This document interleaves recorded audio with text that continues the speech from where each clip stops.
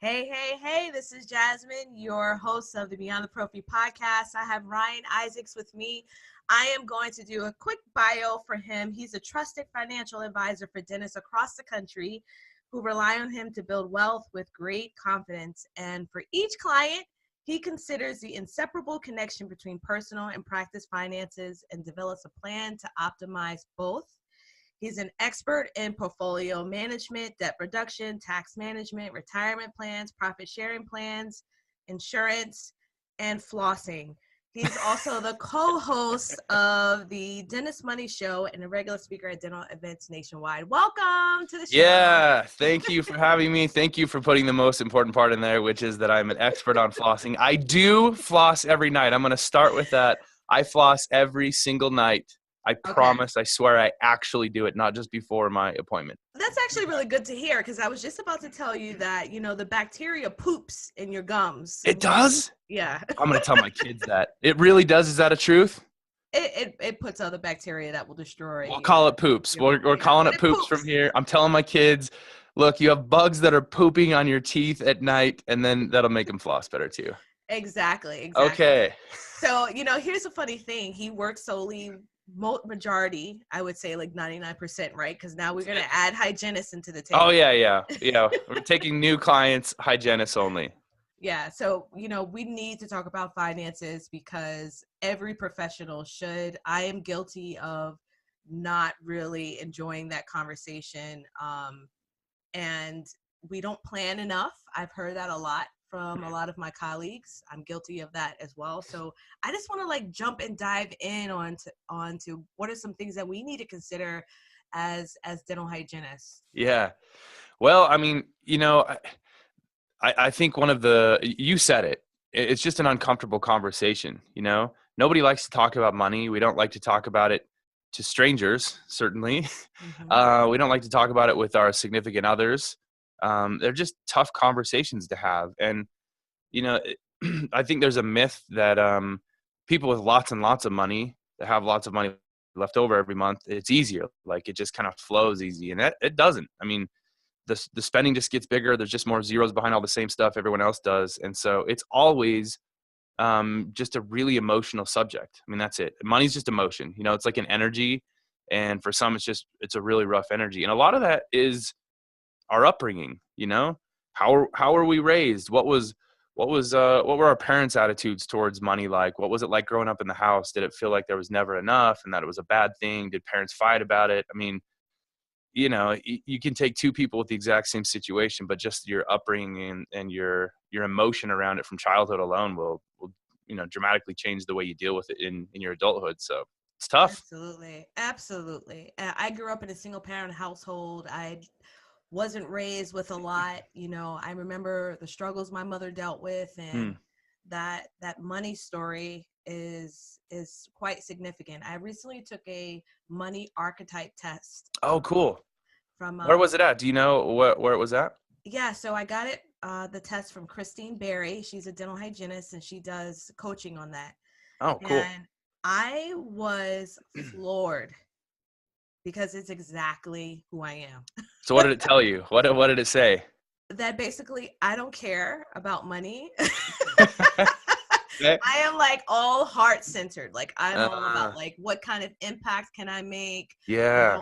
I don't really feel comfortable in that conversation. I'd rather avoid it, which puts me at risk of challenges because what I do is I give, and I'm not concerned about what's coming in so that I can continue to. And then there's a rebellious side of me that also will take some risk that I won't, I'm not like that penny pincher. It's terrible. So you let it go. Yeah.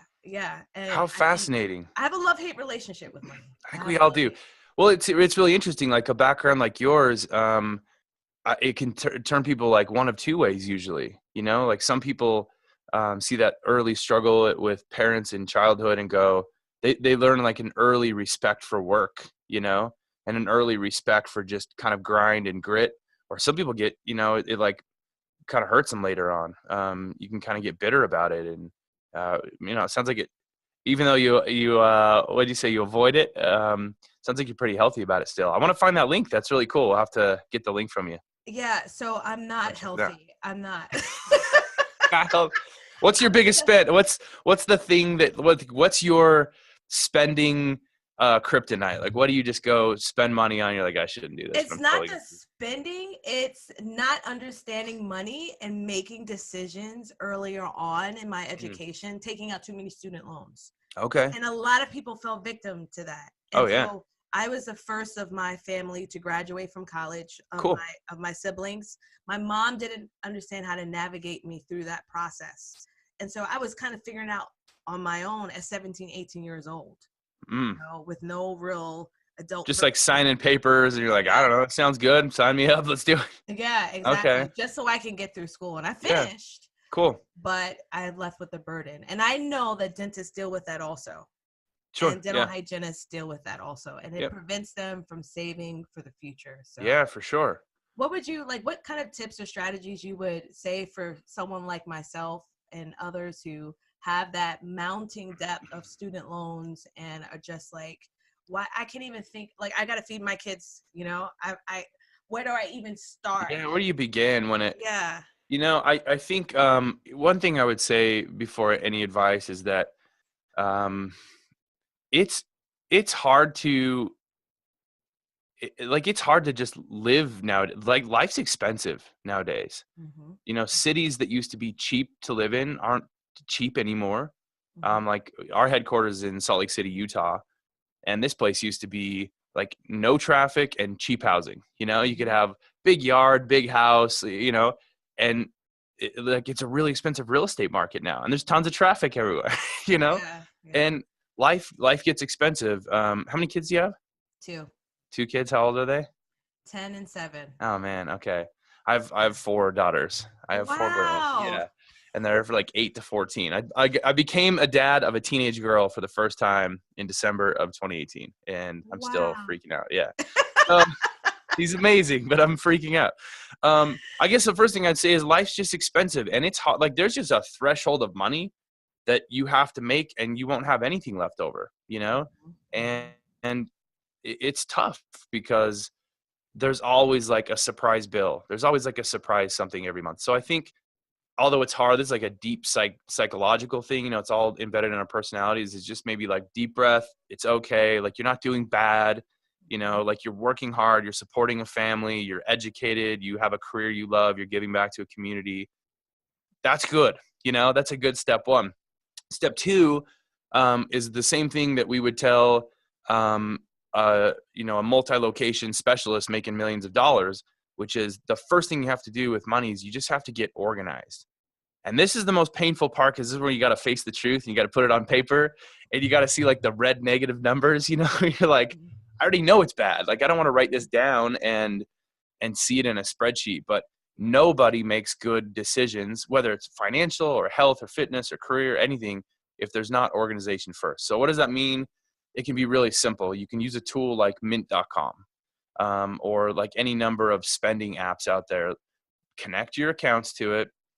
Be honest about what's just being spent. Write down in a spreadsheet just a simple list of all your bills every month, all the money that comes in, and just do the easy math and see what's left over. And just be, first and foremost, be organized and honest about what's happening in your situation. Because even if it's not great, even if it's like the story you knew was there, like, wow, there's no money. I didn't have to write that down to know that. At least when you do that, you're just going to be a little more conscious of some decisions. And good financial behavior is the same as any good, behavior. It's hundreds of little decisions over long periods of time. It's not like one big thing that saves your financial future. So I would say, first, deep breath, give yourself a pat on the back. Everyone listening, you're like trying, you're working, you're trying to make a difference in the world. And step two is just get organized, write it down, track your spending, just track the bills that are coming in every month, income that's coming in, and start there. That'd be a good step one. Yeah, I love that. I've done some Dave Ramsey. Oh, cool. Yeah, Yeah. which is pretty awesome. Anyone, if you check him out, he has a show. You can go online. You can hear people scream to the top of their lungs. Who doesn't know Dave Ramsey? Listen to this. The guy's the biggest in the world.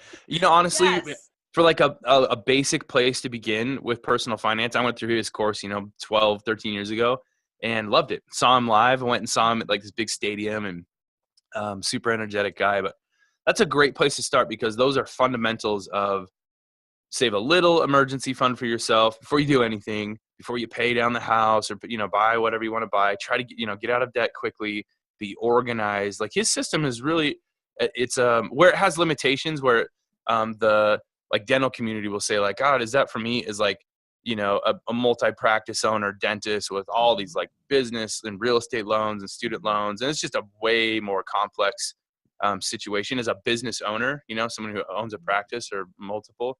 But like everyday people, man, I don't know if you can get much better than starting with the Dave Ramsey approach to cleaning up like the basics, Yeah, Totally agree with that. I think that's great is. advice. Yeah, it's bare bones. I mean, he cracks me up. Sometimes Oh, it's like, hilarious. Get rid of the dog, get rid of the cat. Yeah, sell everything. And what's funny about that is I remember being in that situation.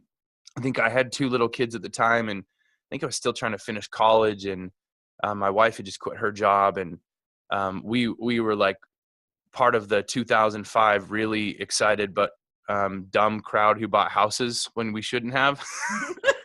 But we didn't have to show any income on our loan statements in 2005. They're like, do you make money? I'm like, I don't know, probably not very much. Like, great, you're qualified, no money down, We were one of those people. And like, I remember going through that period of time and selling off like some really cool basement furniture we just bought. We sold off a car, we shared a car. And I remember that time in life when I love food. I love food, like almost more than anything. I'm a foodie. Yeah, okay, good. So I remember like we didn't have chicken and there was no meat in the house. We couldn't afford meat in our grocery budget, Wow. And like I didn't buy chicken. I didn't, like went to mom's house to go raid her cupboards when I could.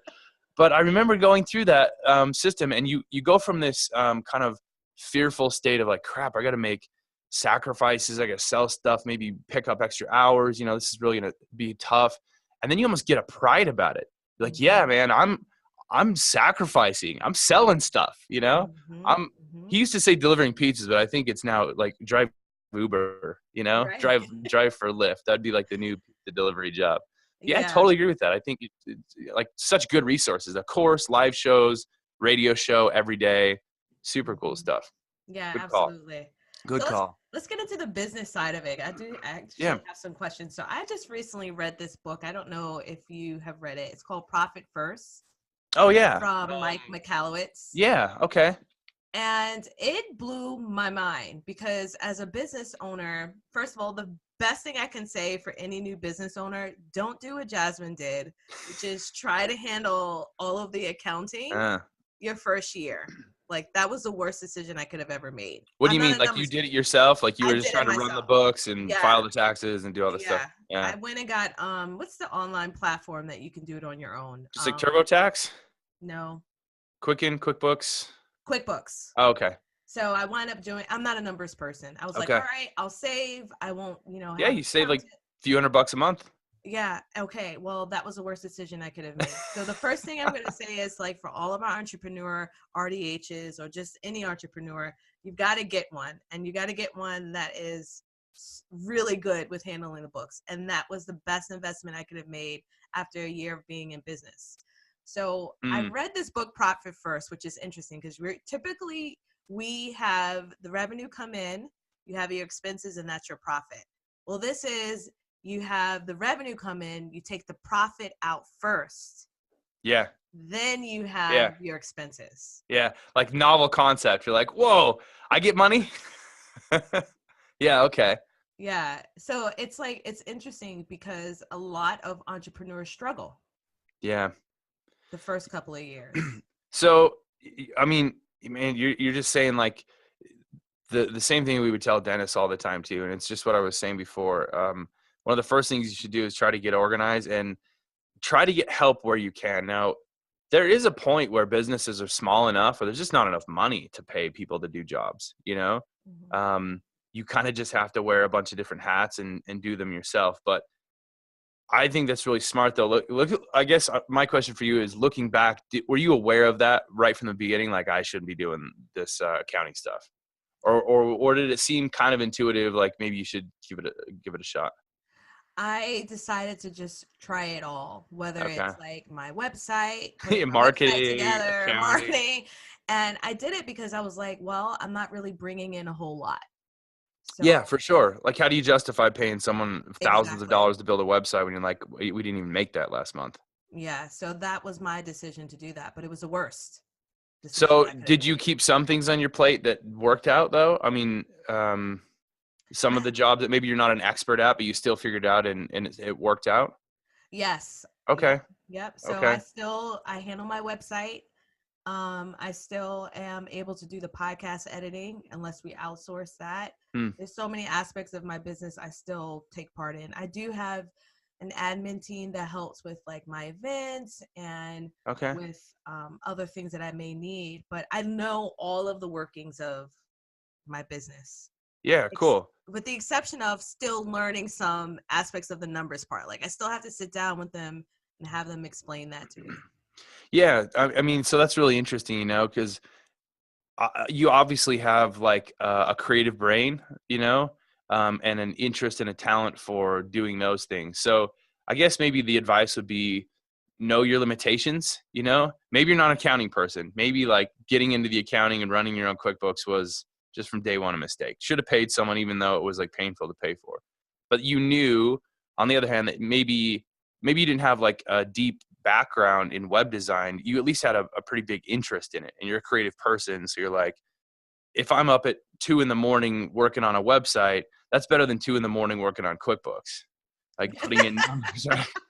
That's bad. If anyone listening is doing QuickBooks at 2 a.m, you're either a huge nerd, and shout out to you, that's awesome, or you're doing something wrong and you got to get someone else in there. So Exactly. that's a really good point. Yeah, that's a good point. You're something before too. If you're talking about like hygienist employees of a practice, like what can somebody do?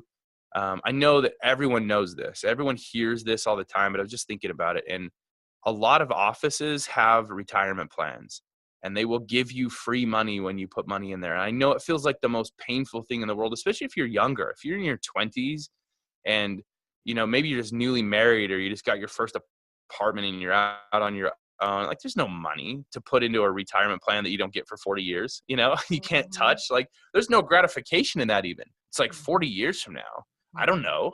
Well, what if I'm not even alive? Like I'm not thinking about saving money.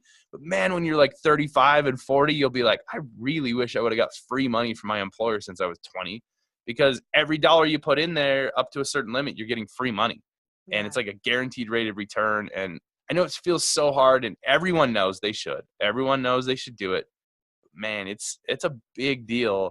And time, life goes by, time goes by, whether we do something or not. It's just like marches right on past us. And when I'm almost 40, and I look back, I'm like, I worked for jobs that had like free money giveaways Mhm. for 15 years of my life, and a lot of it I never did anything. Because you just think, 65, Yeah. like, I need a fridge, Right. I'm trying to buy a couch, like I'm sleeping on the floor. I I need need meat. I need meat in my fridge. I have no meat in my fridge.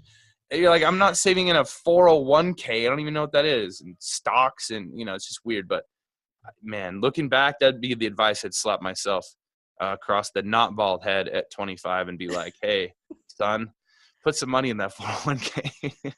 I agree with that. I actually only had one employer that I was able, like they matched it.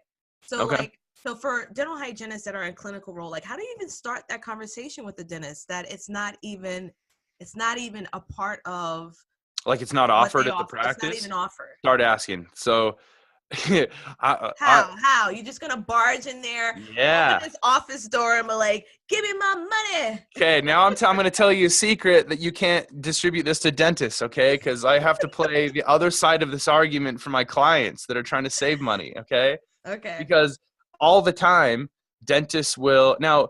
There's no secret that dentists, the owners of the practice, they'll put those plans in. They'll max them out. Oftentimes, they'll have a spouse get on payroll. A spouse will work in the practice. The spouse will max it out. I mean, they're getting a big tax deduction. The owners are, and it's very, very helpful in their planning. So tax rates are really, really high. But here's the secret, okay? You can't tell any dentists about this, and I'm telling you, all right? I'm going to deny this forever if I'm going to somehow erase this video. But business owners will feel pressure to keep good employees, you know? They will, and they will implement things in their businesses. That's a conversation that we frequently have where a dentist is saying, you know, I think it's time to do a 401k in the practice or something, you know, because my employees are asking for it. And it might not even be for them. Like I've had clients that are like, I'm not ready to put that in myself. I have money that needs to go elsewhere. I got to open another location, whatever, but I have employees asking for it. Should I do it? And they will do it when employees ask for it.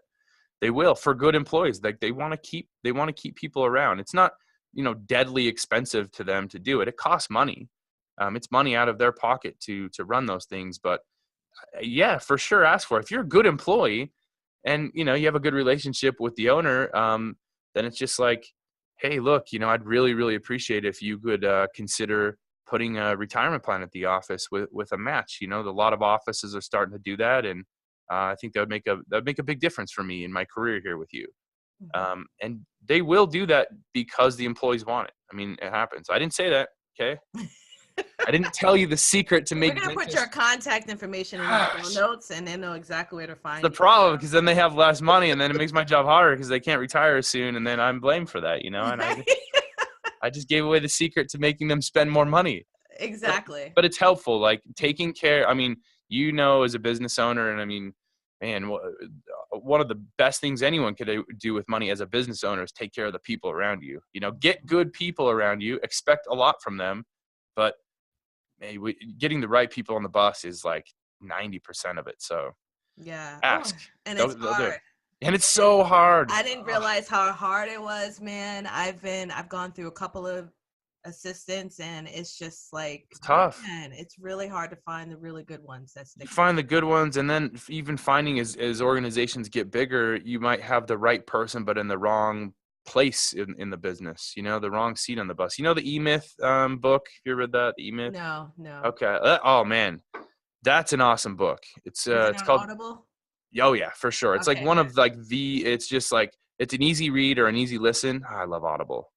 Audible is like that's how I read my books. It's like my bedtime routine, you know, when I'm done with everything and I'm like, Audible, like put on my book.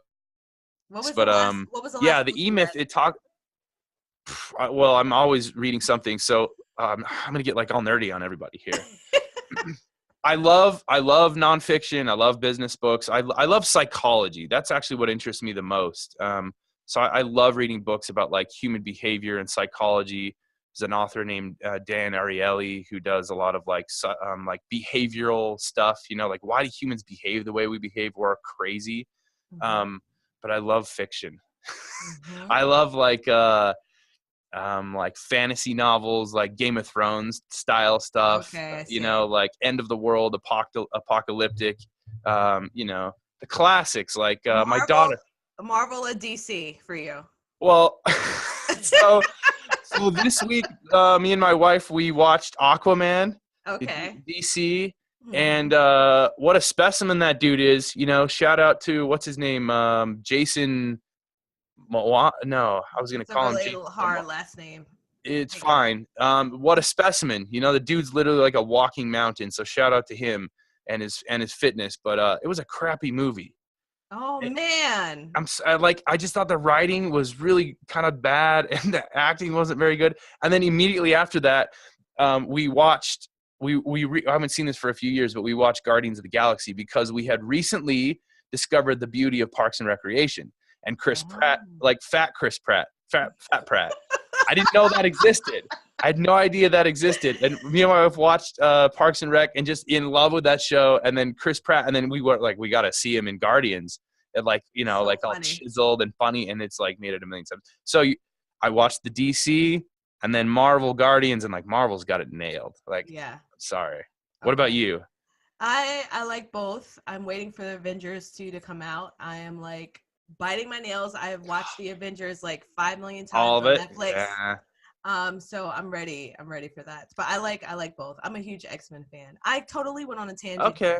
No, that's fine. This is important stuff that people need to know. Back to the I was saying the E-Myth though. Yeah. The E-Myth, killer business book. Really, really simple. The concept is that there's 3 types of people in a business. And you got to just know like who you are and who the people around you are, what type they are, and get them in the right place. There's like the worker bee, and then there's like a manager, and then there's like the idea person. And at first glance, it kind of sounds like, well, I know which one I want to be, because the top, the idea person, that's the top of the hierarchy, and that's the most important integral. That's not true. Like, this book doesn't paint the picture like the worker bee's like just the worker bee. They call him a technician. I'm saying worker bee. They call him technician. Like the person who just loves to dive in, do the job, get the work done, and just has a passion for the work. That'd be someone who like just loves that'd be like a dentist who just loves the clinical dentistry. Doesn't like managing a staff of people, doesn't really like opening practices and being the entrepreneur, just loves clinical, like the best clinical dentist in the whole town. Like, that's a technician. And you can have a killer technician and have stuck that person in a management job, in a manager position. Or you could be forcing a manager to be doing like the thinking creative, like invent stuff work of the entrepreneur. Or the entrepreneur is like bogged down in the technician's job. And you can have the right people and they're just in the wrong spot, for their personality and their drive and their passion. So yeah, the E-Myth is a killer book to kind of just understand that concept and, know like, who am I and who's around me and what seats are we sitting on? Because maybe we got to switch seats a little bit. It was a really helpful book for me. I've been in those positions. I would describe myself as, I'm kind of a technician. Like, I really just like the work of things. I like to know clearly, like, what do I have to do, and just like get it done. And but I've been stuck in like the management kind of thing, where I gotta micromanage people, or be in charge of like actions other people are taking. That stresses me out, because I don't like to be managed. I don't like to manage other people. I like to just be like, does everyone know they got to do? Fine, then do it. If you don't do it, you won't be around anymore. And if you do it, you will be. Right. Like, it's pretty simple. We don't have to like make this more complicated. But the right person in the right spot, yeah, so important, big time. Yeah, I've recently had to demote someone. Oh yeah, because it just wasn't working out. She wasn't, and that wasn't her strength. Yeah. And I had to realize that, because she was getting stressed out, and I didn't want to For lose sure. her. She was good with the task that she did, but yeah, I appreciate that. I'm going to definitely add that on my Audible. Hit that on Audible after mix it with a little fiction. That's okay. You know what? Everything is It's all right. personal. Everything is personal and business development. Everything on my list. So I just finished watching Girl Stop Apologizing. I mean, cool. Not watching. Listening to it. I just finished. Who wrote that? Rachel Hollis. Oh, Your wife should know who Rachel is. I bet she does. She's a big thing with all females right now. Man, that's like, I live with 5 women in my house. Like, I constantly think about this, like this world that my daughters are growing up in. Me and my wife were just talking about this last night. Something on one of the movies that like kind of triggered this conversation. But my wife was like, yeah, but at least there's more awareness of like the place for women in the world, and what, and I'm like, yeah, because I have like 4 daughters, I worry about that so much. So yeah. I'm always thinking about like, how do you make them feel like strong and worthy and, just like empowered to be who they want to be and who they are. And so that's really cool. I bet my wife knows who that is. Yeah, probably. Yeah. I feel like a lot of it comes from the moms. And watching the moms. And one of the things that I always say right before I'm speaking or sharing a course, I'll share a picture of my family. But my why is to raise warrior women. It's to let them know that they are able to accomplish what they desire, and the passion that they've been given by God is something that they could explore and not be apologetic for that. Yeah, that's all. So what's the book called? Girl, Stop Apologizing. Okay. Yeah. And I'm going to read it too. That's really cool. Yeah, you should. It's an interesting it's good perspective. Look. Yeah, because for a lot of times for females, we get very apologetic. We say sorry a lot. All the time. I have one daughter who always says sorry. Every time I'll say something to her, I'm like, you don't need to say sorry. You just have to say, okay, I'm just teaching you something. Like, that's how you clean a toilet. Right. It's not like, sorry, Dad. It's like, you didn't do anything wrong. It's like, okay, Dad. Like, see that thing on and by the way, I thought only boys would be messy in bathrooms and houses. I'm just going to like say a little bit here Girls are Oh my very messy in gosh. bathrooms, like the messiest bathrooms ever. It's so gross. I'm the cleanest human in my family, and I have 5 women in I there. beg to differ. Men are the worst. Just the I'm like the worst. cleanest, best smelling person in my house by a long shot. I shower more than anyone else, and I pick up more than anyone else. Let's get your wife on here to verify that. She will. She would actually say yes to that. She would actually say yes to that. Yeah, but that's funny you say that. One of my daughters especially will always do that. I'll just be like teaching her something, or being like, "Oh, can you go grab that thing from the dog?" You know, and she's like, "Sorry." Yeah, don't say sorry. Don't say sorry. You know, say Yeah, okay. yeah. It's been conditioned in us, and it's interesting that you mentioned that because as an entrepreneur, when I go out and sometimes I have conversations with other women, they often ask me, "Are your children okay? Uh, How are they dealing with you?" And how do that's you? something you would never You never ask a man say that. to a male You never ask who a man that. has Your kids okay? Where are children. they at right now? Who's with Yeah. them? Like, I don't know. Any I don't know. I literally have no. I think they're at school. You know, I don't know. And and then yet, people will be like, "Cool, all right, that's good for you." You know, you don't need to yeah, know. yeah, Yeah, yeah. And so it's just like our societal norms are like I can't tell you how many times I've been asked that. And I actually was talking to a lady who works in corporate, and she was applying for a position, and the gentleman that was interviewing her asked her, um, how are you going to handle this position with your children? And she said, stop right there. You wouldn't ask the same question you to wouldn't ask a a man male. that. I No, would not apply for this job if I were not in a do the job. position to do it. Yeah, I'm here to And do the so, job. yeah, so that's a lot of what she's talking about in this book is the fact that, yes, you can be an Girl, stop ambitious woman. apologizing. Yeah, you can be an ambitious woman. You can have a family. You can have a loving, relationship. We can do those things. We just have to set boundaries on Yeah, what's important for us. man, I love hearing that. There's so much to learn. I'm glad our world is changing slightly. Do you think it is? I mean, I just it seems like it's at least more aware. It's like trying to change a little bit more. It feels like there's such a long way to go, though. Here's the Yeah, truth. yeah. Here's the truth of me spending the last 16 years of my life with women in my house. Women have always ruled the world. I mean, that the truth is that like women rule the world. The men have just pretended that we do, and we've made it worse by trying to pretend that. You know, we Yeah, have. It's we have a huge impact. I'd never want to minimize that, but I do see the value in men and the role that you guys play. for sure, for But sure. we do need, I think there's so many, there's so many dynamics. So Rachel talks about not just women, but then we have the complexity of ethnicity that comes in Mm-hmm. and other Oh yeah, cultural aspects. for And, sure. and so there's still a lot of work that has to be done. Man, I don't think this was the intended direction of the conversation today about money and finance, No. but I love this. I love this subject because it's just such a big part of my life, and I worry about it so much in the future. Seeing these little girls grow up, and feel like I just hope they can follow the direction that they want to go in, and not be apologetic about it. Mhm. Unapologetically, just like powerful, and I like that warrior women. That's really cool. Yeah, I thank like you. that concept. That's really awesome. Yeah, yeah, thank you. Thank you so much. I don't know where I've heard, oh, you know where I've heard of that? Hmm. From the co-host of Mom Genis, Hmm. Christy Lincoln, Okay. is a Wampanoag Indian. She's Native American, Ah, and she often uses that warrior term, women. warrior. So Yeah, cool. What a yeah, cool image. yeah, That's absolutely. awesome. I love that. Well, thanks for sharing all that. That's really cool. Yeah, awesome. All right, so let me ask you my last question. Okay.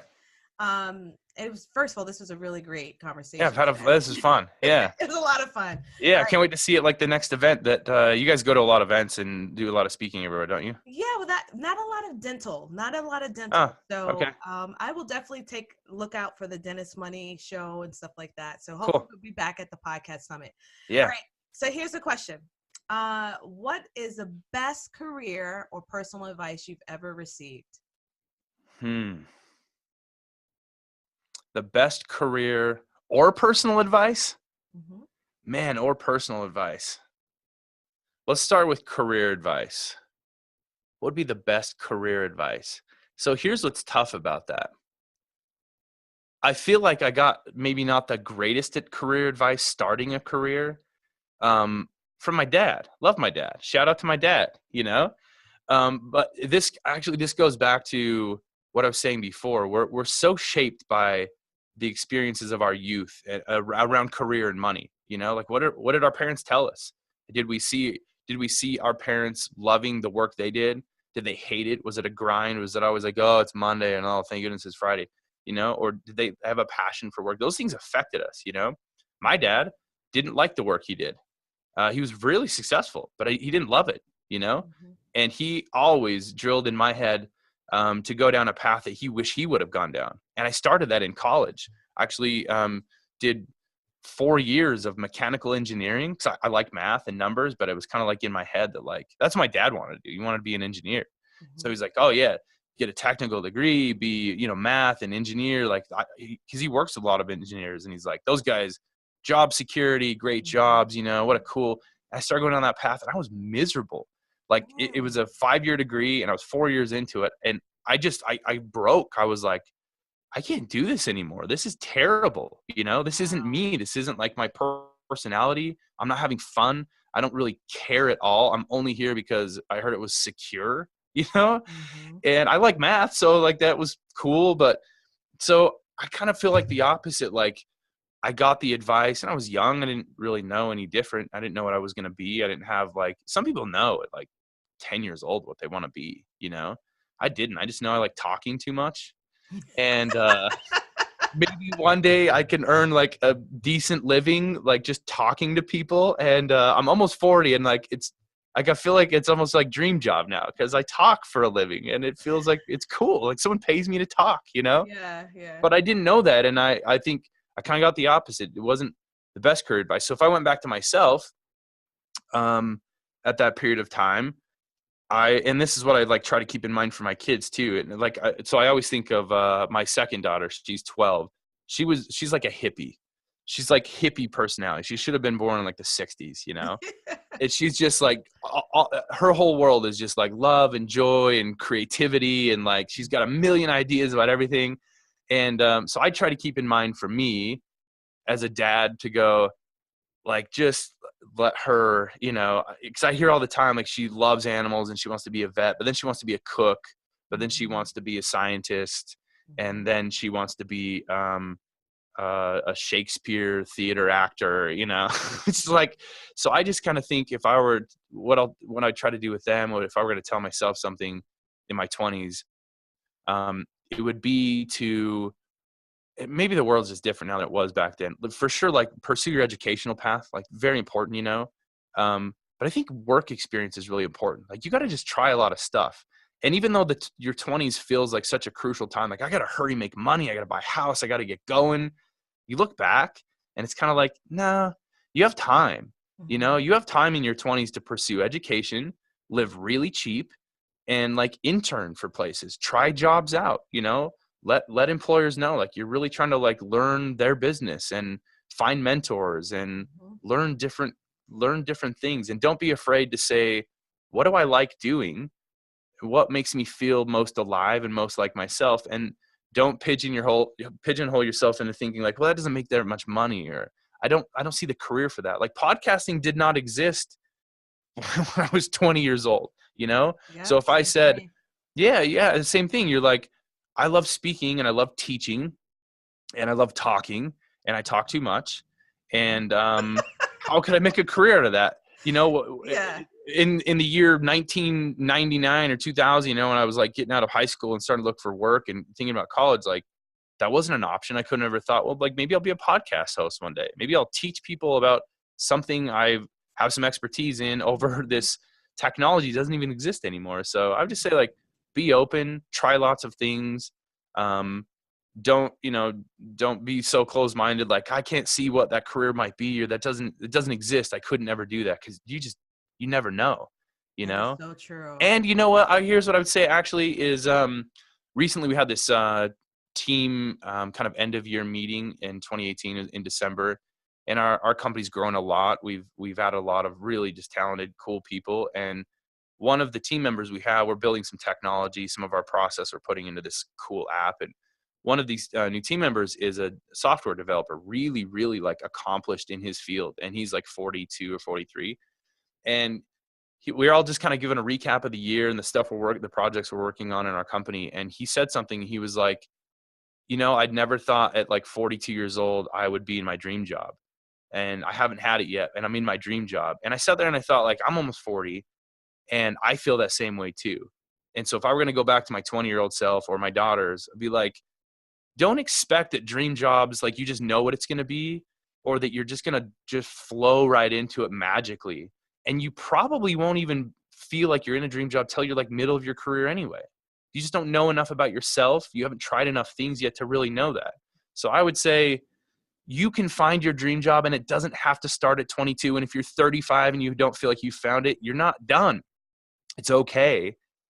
You'll find it, just like keep flowing and let it happen and keep exploring and being open and be brave, be the warrior, and you'll find it. So that's what I would say. That'd be my advice. Oh man, we can go on and on. I love that. Do this again. I like it. We sure do. I mean, first of all, we've gone way over what I normally record. Okay. Talk too much. Told you, Can I make a career out of that? The conversation's been real, and that's what I like. I like authenticity, but that is so true. I put so much pressure on myself personally, just hearing you say that, and I didn't really get a chance to really explore. Someone just asked on Facebook, what other career would you choose outside of dentistry? For me, since 13, it's always been dentistry. Really? Always been dentistry. Hey, you're crazy, but like, fine. All right. I've been scared of the dentist since I was 13, but that's another story. Well, you haven't been too scared enough because you've got natural teeth, so that's pretty good. Yeah, they've been okay. They've been decent teeth. And the job, when they asked like, what would you do? I was like, oh, a radio show producer. Like, so cool. Be so fun. Yeah. Like to choose a content. I don't even have to be the person speaking. Always curate it all and producing. I love that. So I love the fact that you said that. I would have never thought that either when I decided to leave what I was doing and start my business and do this podcast. It's crazy. So cool. I wouldn't change it for the world. So well, and that's the thing, right? Sometimes you got to go through years of grind to get to the dream job, because that's the thing that'll shape you into finding it in the first place. And without that grind, you wouldn't get there. So you got to go through it. Very cool. So tell the listeners where they can contact you. Where can they find you? Yeah, so we're at dentistadvisors.com, and we have a weekly podcast called The Dentist Money Show. Surprisingly, we have quite a few listeners that are not dentists. A lot of what we talk about is just basic personal finance, the things that people have questions about all the time, like insurance and work retirement plans and saving money and spending and paying back loans and debt and how to think about, your financial future and retirement. And we tackle these topics every single Wednesday. So Dentist Advisors, you can find it. You can find it on iTunes, Dentist Money Show. And I'd love to have new listeners. All right. Awesome. Thank you so much. I really enjoyed our time together. Yeah, for sure. I thank you so much. We'll have to talk books and career another time too. That'd be great. Thanks for having me. I appreciate it. Good. Thank you.